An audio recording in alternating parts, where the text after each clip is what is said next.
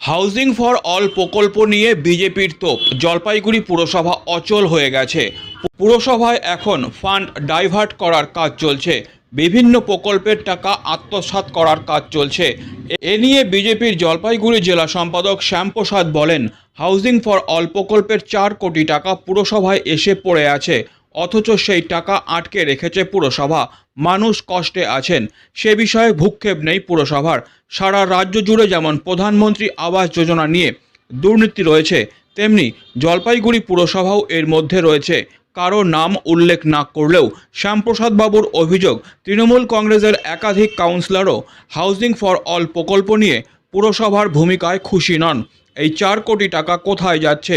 পুরসভায় যিনি এই প্রকল্পের দায়িত্বে রয়েছেন তার বিরুদ্ধেও অভিযোগ রয়েছে বলে জানান বিজেপির জেলা সম্পাদক শ্যামপ্রসাদ।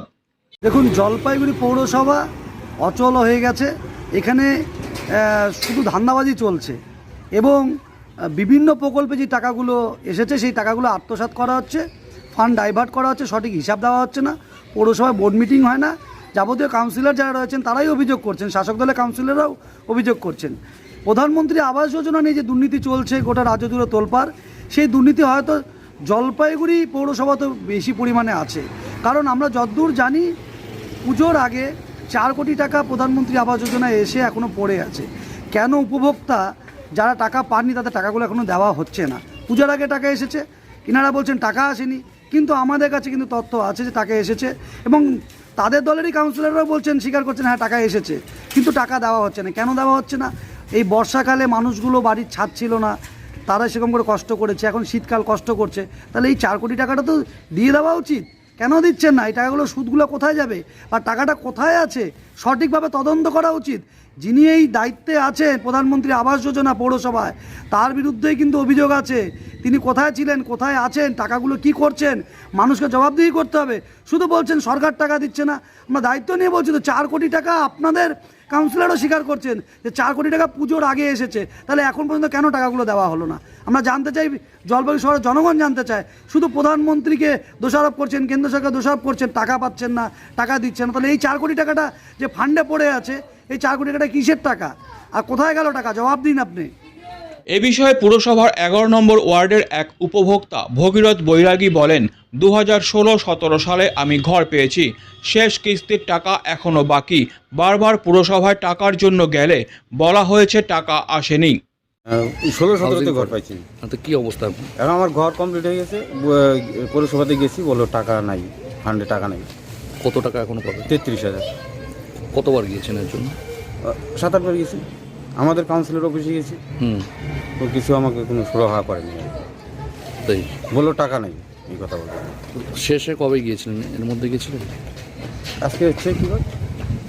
আজকে মঙ্গলবার, এই বৃহস্পতিবারে গেছিলাম, গেল বৃহস্পতিবারে। বলছে টাকা নাই। কি চাইছেন এখন? আমি টাকাটা যদি পাই, আমার অনেকটা দোকানে বাকি আছে, ইলেকট্রিক দোকানে পাবে, রঙের দোকানে পাবে। অন্যদিকে এ বিষয়ে হাউজিং ফর অল প্রকল্পের দায়িত্বপ্রাপ্ত চেয়ারম্যান ইন কাউন্সিল স্বরূপ মণ্ডলের প্রতিক্রিয়া, পুজোর আগেই এই প্রকল্পের টাকা এসেছে, তবে উপভোক্তার অনুপাতে ফান্ড কম এলে অনেকটা সমস্যা হয়। বিজেপির অভিযোগ প্রসঙ্গে তিনি বলেন, বিরোধীরা গঠনমূলক সমালোচনা করবেন, এটাই কাম্য। উপভোক্তাদের প্রাপ্য টাকা দেওয়ার কাজ চলছে বলে জানান তিনি। বিরোধীদের তরফে বলা হচ্ছে আসার পরেও মানুষের ঠান্ডার মধ্যে কষ্ট পাচ্ছেন, বর্ষাও গেল। আপনি বলুন তো, যদি একটা জলপাইগুড়ি শহর বলে বলছি না, বা জলপাইগুড়ি পৌরসভা বলে বলছি না, আমার যদি 10,000 যদি উপভোক্তা থাকে আর আপনি যদি 2,000 উপভোক্তার টাকা বরাদ্দ করেন, তাহলে আপনি তা দিয়ে 10,000 উপভোক্তা কী করে আপনি সাহায্য করবেন? আপনি ফান্ড বাড়িয়ে দিন, দেখবেন সমস্যা চলে গেছে। ধরুন আমার 10 জন উপভোক্তা আছে, আপনি 2জন উপভোক্তা জন্য টাকা দিলেন, তাহলে কি করে হবে? আপনি 10 জনের জন্য টাকা পাঠিয়ে দেখুন না, তার ইউটিলাইজেশন হচ্ছে কি হচ্ছে না। এটা এরকম একটা অভিযোগ করা হচ্ছে। কে করছে? বিজেপির তরফে। দেখুন, বিজেপি কি অভিযোগ করছেন সেটা তো ওনারা বিরোধী দলের ভূমিকায় আছেন, তারা বিভিন্ন দিক তুলে ধরে গঠনমূলক সমালোচনা করবেন। আমরা বিরোধী দলের কাছ থেকে এটাই আশা করবো, ওরা গঠনমূলক সমালোচনা করবেন। কিন্তু ওনারা যদি আমাদের জায়গাতেও থাকতেন তাহলে তো একই সমস্যা হতো, সমস্যার তো আপনার এদিক ওদিক হতো না।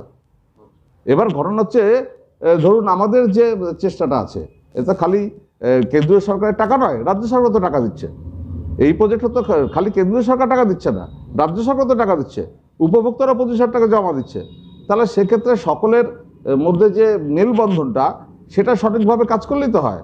সেখানে কোনো জায়গায় অসুবিধা হচ্ছে, আর সেই অসুবিধাগুলো যাতে দূর করা যায় তার জন্য আমরা উদয়াস্ত পরিশ্রম করছি। আপনি দেখুন সমস্ত কাগজপত্র নিয়ে বসে সকাল থেকে আমরা কিন্তু এই পরিশ্রম করে যাচ্ছি।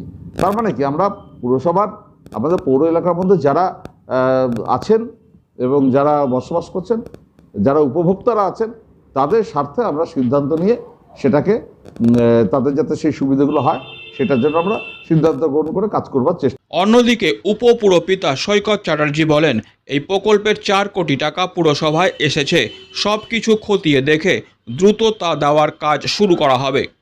বেশ কিছু টাকা বাকি রয়েছে, এসছে এটা শোনা যাচ্ছে পুরসভায়। না হাউজিং ফর অলে আমাদের 4 কোটি টাকা এসছে এবং সেটা আমরা মানুষের মধ্যে খুব দ্রুত বিস্তারিত করবো। আমরা কাউন্সিলরদের থেকে লিস্ট চেয়েছি, কাউন্সিলররা লিস্ট জমা দিচ্ছেন কাদের কোন ইনস্টলমেন্টের টাকা বাকি আছে এবং নতুন যারা ঘর পেয়েছেন তাদের কতটা প্রোগ্রেস কি, কারণ প্রত্যেকখানে জিও ট্যাগিং করতে হয়। সমস্ত রিপোর্ট খতিয়ে রেখে খুব দ্রুত সেটা ডিসবার্স করা হবে। Delhi World Public School Siliguri campus is located at Ambari, which reflects a vibrant modern style with all the latest facilities.